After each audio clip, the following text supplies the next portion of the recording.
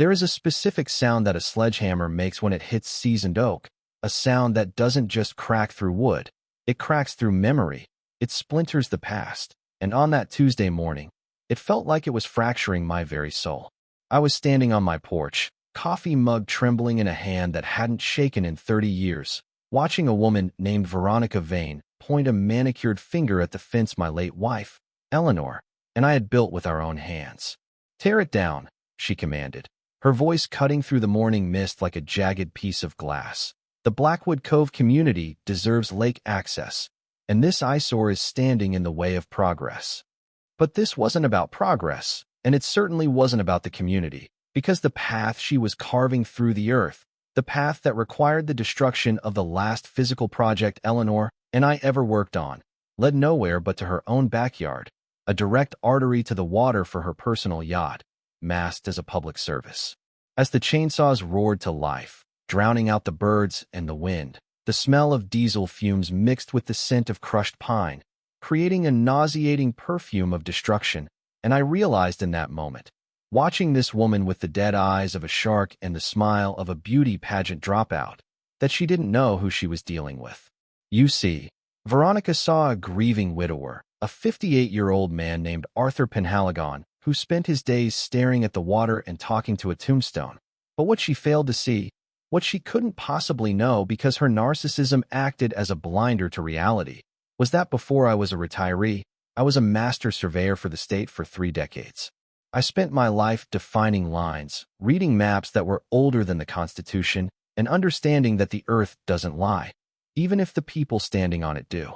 She thought she was stealing a slice of my land to increase her property value, but instead, she was about to pour $115,000 of her own money into the most elaborate gift a neighbor has ever unknowingly given to the man she tried to destroy. Let me rewind the tape so you understand the architecture of this nightmare. After Eleanor passed away from ovarian cancer 3 years ago, the silence in our cabin was deafening. So I clung to the physical things, specifically that oak fence we built during her remission, where she held the post steady while I drove the screws, whispering that we were building something that would outlast the pain. Then Veronica Vane bought the glass and steel monstrosity across the street, a 45-year-old corporate litigator who wore designer suits that cost more than my first car and carried an air of entitlement so dense it had its own gravitational pull.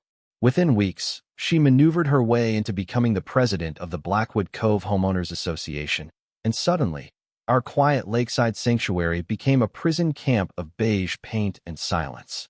No bird feeders, no street parking, no joy, just Veronica patrolling the streets in her luxury SUV, measuring grass height with a ruler. Then came the letter, printed on ivory stock that felt like a death warrant. "Mr. Penhaligon, your perimeter fence exceeds the new aesthetic guidelines by 6 inches. Removal is mandatory within 30 days, or you face fines of $750 per week, non-negotiable. Signed Veronica Vane, President." I tried to be diplomatic. I called her, explaining the grandfather clause, explaining the history, but she just laughed, a sound devoid of warmth. "Oh, sweetie, grandfather clauses are for old men who don't understand the modern world. We're upgrading the neighborhood profile. Comply, or we seize the assets." The next morning, I caught her standing at her second-floor window with high-powered binoculars, not looking at the fence, but looking past it, staring hungrily at my private dock, the only deep-water access point in the cove, and the pieces clicked into place. This wasn't about fence height. This was a hostile takeover of my waterfront. 2 days later, I came home to find my property marked with neon orange spray paint, slashes of color defacing my roses, Eleanor's bench, and the fence, with a note taped to my door from Vane Horizon Builders stating, "Site prep for community easement begins Monday." I stood there, breathing in the cold air, realizing she was running a classic intimidation con, betting that my grief had made me soft, betting that I would roll over and die just to avoid the conflict. That evening, I went into the attic and dusted off my old surveying total station, the heavy tripod, the prism poles, tools I hadn't touched in years, and as I calibrated the lenses, I felt a spark of life return to my chest, a cold, hard anger that felt a lot like purpose. Monday arrived with the violence of an earthquake, heavy machinery tearing up the earth at 7 a.m., tearing down the oak planks Eleanor had held, splintering them into garbage. I walked out, coffee in hand, watching Veronica direct the crew like a general in a war against nature. "What is this?" I asked, my voice calm, dangerously calm. She spun around, beaming. "It's the lakeside promenade, Arthur. A public path for everyone to enjoy the water. Isn't it generous?" She waved a folder. "Adverse possession laws. Darling, the community has used this deer trail for years, so now we're making it official. Adverse possession, squatters' rights, a legal concept she was twisting into a weapon, but as I watched the workers laying down expensive slate pavers and installing high-end copper lighting, my surveyor's eye caught something. A discrepancy in the angle of the shoreline relative to the road. She wasn't just building on the easement, she was drifting. That night, I pulled the county records, the historical plats from 1990, and I found the smoking gun, or rather, the smoking property line. The next morning, I approached her again. "Morning, Veronica. Looks expensive," I said. She smirked. "Quality costs, Arthur, but the HOA fund is robust." "Actually," I said, holding up a photo album, "adverse possession requires hostile and exclusive use. But here are photos of me gardening right here every month for 15 years, which kills your legal claim." "Oh, and I called the city. Funny thing, no permits for a lakeside promenade on file." Her face dropped, the mask slipping for a fraction of a second. "I have permits," she hissed. "Really?" "Because Inspector Davis is pulling up right now." The city inspector, a man who clearly hated paperwork violations more than he hated sin, stepped out of his truck and slapped a stop work order on the bulldozer within 5 minutes. "No permits, no environmental impact study.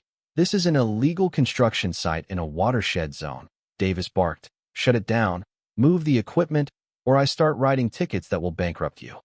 Veronica looked at me with pure, distilled hatred, her eyes narrowing into slits. "You think you're clever, old man? This isn't over." "No," I agreed, watching her expensive crew pack up, "but you just made a very expensive mistake." I thought the stop work order would pause her, but I underestimated the chaotic energy of a woman who believes the laws of physics don't apply to her. 3 days later, I received a notice for an emergency disciplinary hearing at the clubhouse, citing me for obstruction of community improvements and levying a fine of $2,500. I walked into that meeting room to find a kangaroo court, Veronica at the head of the table, 4 of her cronies, and a handful of terrified neighbors, including Mrs. Higgins, an 80-year-old widow who looked like she wanted to disappear. "Arthur Penhaligon has sabotaged a project meant to raise all our property values," Veronica announced, playing the victim with Oscar-worthy dedication. "He is costing this community money." I stood up, my heart hammering but my hands steady. "Sabotage? You're building a private driveway to the lake on my land and charging the HOA for it." "It's community land," she shrieked, losing her cool. I pulled out my phone. "Is it? Because here's a recording of you yesterday telling the foreman to curve the path toward my back gate so I don't have to walk around." The room went silent. I had recorded it on a one-party consent basis, perfectly legal in our state. Her face turned the color of a bruised plum. "That is manipulated audio. And furthermore, as the HOA attorney, I advised the board to seize his property as collateral for the fines." Frank Russo, a local contractor sitting in the back, spoke up. "Wait, you're the president and the attorney? Isn't that a conflict of interest? Who's paying you?" Veronica stammered. "I charge a nominal consultation fee." "Nominal?" I threw a folder on the table. I pulled the financials. "You've paid Vane Horizon Builders, a company incorporated 3 weeks after you were elected, $18,000 in consulting fees before a single shovel hit the dirt. You're embezzling, Veronica." The air left the room. She looked around, realizing her control was fracturing, and then she decided to burn the whole world down. She stood up, smoothing her skirt, and looked me dead in the eye. "You're confused, Arthur. Grief does terrible things to the mind. We'll discuss your mental fitness to live alone at the next meeting.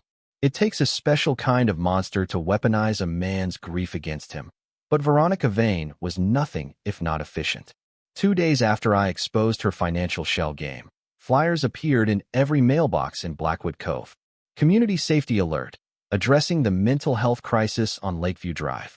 It didn't name me explicitly, but it described a disturbed, elderly resident prone to hallucinations about property lines and paranoid outbursts, claiming that this individual was a danger to property values and physical safety. Then came the for sale sign. I walked out to get my mail and found a realtor hammering a sign into my lawn. "What are you doing?" I asked. The realtor, a young woman who looked terrified, checked her clipboard. The owner, Ms. Vane, acting as power of attorney for the distressed resident, ordered an expedited sale due to medical incapacity. My blood turned to ice. She wasn't just trying to find me. She was trying to declare me incompetent and sell my house from under me. I pulled the sign out of the ground and threw it into the street. "Tell Veronica if she steps on my grass again, she'll need a surveyor to find her way back out." I knew I needed more than just property maps now. I needed a war counsel. I called attorney Silas Thorne, a man who had handled Eleanor's estate and who had a smile like a bear trap. I called Detective Lena Solis, a private investigator recommended by an old friend in the force, and I called reporter Mike Sterling from Channel 5, who had been looking for a juicy corruption story. But my most potent weapon was Eleanor's old laptop. Eleanor hadn't just been a housewife. She was a forensic accountant for the state before she got sick. She chased money for a living. I sat in her office, the smell of her lavender lotion still faint in the air, and whispered, "Okay, Ellie, one last hunt." I booted up her tracking software and started digging into Veronica's life. What I found wasn't just a crack, it was a canyon. Vane Horizon Builders had existed in 3 other states under slightly different names: Vane Vista, Horizon Paving, Vane Development, and every time, the company dissolved within a year of HOA elections, leaving behind lawsuits and empty bank accounts. But the real bombshell, the one that made me laugh out loud in the empty house, came from my own profession. I went back to the 1987 Geological Survey, the one I had personally conducted as a junior surveyor. I cross-referenced the GPS coordinates of the original stone markers that were now buried under dirt and time. I realized that the county GIS map, the digital map everyone uses, was wrong. It had been shifted by 15 feet due to a data entry error in 2005. According to the actual legal deed and the physical markers buried in the earth, my property didn't end where the fence was. It extended 15 feet further. The lakeside promenade Veronica was building wasn't on community land. It wasn't even on the easement. She was building $85,000 worth of high-end stone pathway, imported Italian lighting, and drainage systems entirely on my private property. And the best part? In our state, if you build a permanent structure on someone else's land, it becomes theirs. She was financing my home improvement project. But it got better. I looked at the property line on her side of the street. Her glass palace, that monstrosity of modern architecture, was built 20 feet too close to the road. Her 3-car garage and her master bedroom were sitting on HOA common land. The woman trying to steal my yard was literally sleeping on stolen ground. I was ready to drop the hammer, but Detective Solis told me to wait. "She's escalating," Lena said. "Let her commit. Let her dig the hole so deep she can't climb out." And Veronica did. Mrs. Higgins came to my door shaking, holding a recording device we had given her. "She came to my house," Mrs. Higgins whispered. "She told me if I didn't sell to her for half price, she'd have the HOA condemn my house for hoarding. She said she's cleansing the neighborhood." We listened to the tape. Veronica's voice was clear. "Listen, you old bat. The property values are going to tank when I get rid of Arthur. So you sell to me now for cash, or you lose everything. Racketeering, elder abuse, extortion." We had her on tape. It was time. The next morning, police sirens wailed in my driveway. 2 officers banged on my door. Veronica stood behind them, weeping fake tears, clutching a handkerchief. "Officer," he threatened to burn my house down. "He's sending me text messages at 3 a.m. The officer showed me a printout of texts. They were vicious. "I'm coming for you. Watch your back." "Officer," I said calmly, "I don't text. I have a flip phone from 2010. And at 3 a.m., I was asleep. But I'm glad you're here." I looked at Veronica, whose fake tears stopped instantly. Because filing a false police report is a felony, and using a spoofing app to frame a neighbor is a federal crime. Veronica sneered. "You're delusional, old man." "Am I?" I turned to the officer. "My attorney is on his way with the IP logs from the cell carrier. These texts came from inside Veronica's house." Her face went pale. The officer looked from me to her, his hand shifting on his belt. "Ma'am, stay right there." But she didn't stay. She spun on her heel. "I am the president of this association, and I am calling an emergency meeting tonight to address this harassment." She was cornered, and like a rat, she was going to attack one last time. That night, the community center was packed. She had hired security guards. She sat on a raised platform like a queen. Tonight, she spoke into the microphone, her voice trembling with manufactured rage. "We are voting to evict Arthur Penhaligon from the community for dangerous conduct." I walked in the back door, but I wasn't alone. Behind me was attorney Silas Thorne, Detective Lena Solis, reporter Mike Sterling with a cameraman, and Detective Morrison from the Major Crimes Unit. Veronica saw the camera light and froze. "What is this?" she demanded. "This," I said, walking down the center aisle, "is the end of the line, Veronica. Or should I call you Patricia Blake?" The name Patricia Blake hit her like a physical blow. She staggered back, knocking over her water glass. The silence in the room was absolute, heavy with the weight of the revelation. "I don't know who that is," she stammered, but her eyes were darting around the room, looking for an exit that was currently blocked by Detective Morrison. "You should," Detective Morrison said, stepping forward with a thick file.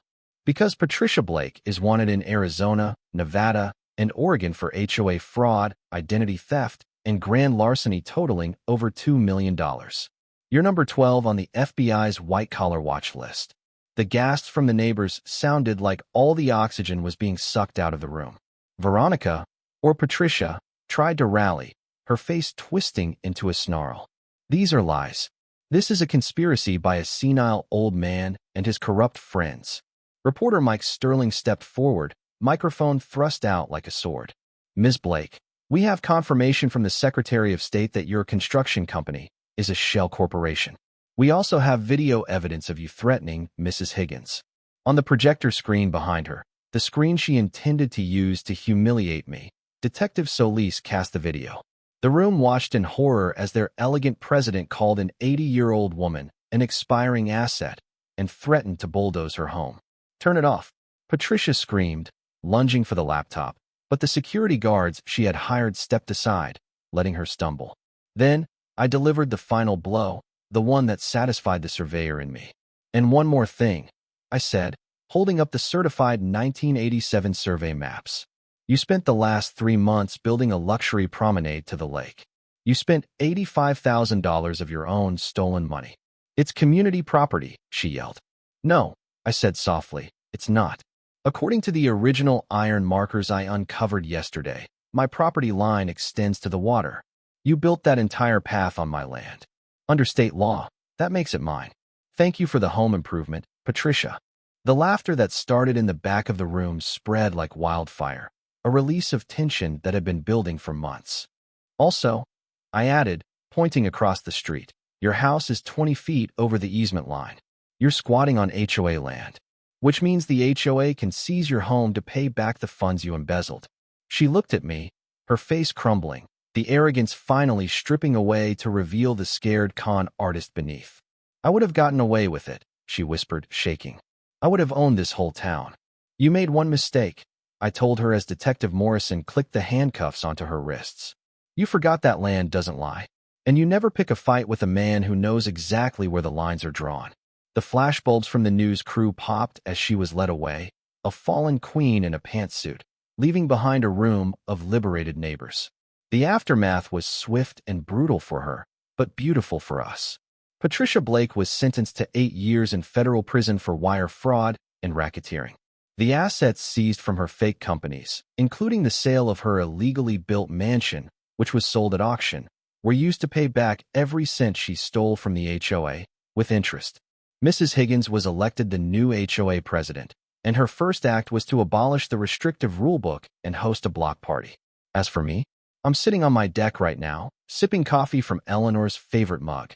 I'm looking out at the water, my view perfectly framed by a stunning $85,000 stone pathway, complete with low-voltage lighting and native landscaping, all paid for by the woman who tried to destroy me. It's now the public access path she wanted, but on my terms. I opened it to the neighbors. Kids fish off the dock, couples walk the stones at sunset. It's full of life.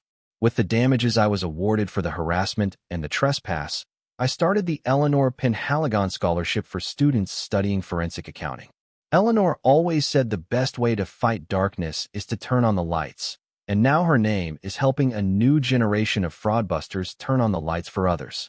But looking back, I realized this wasn't just about property lines. It asks a question that keeps me up sometimes. Is justice simply following the law, or is it ensuring that the punishment fits the arrogance? Patricia lost everything because she wanted too much.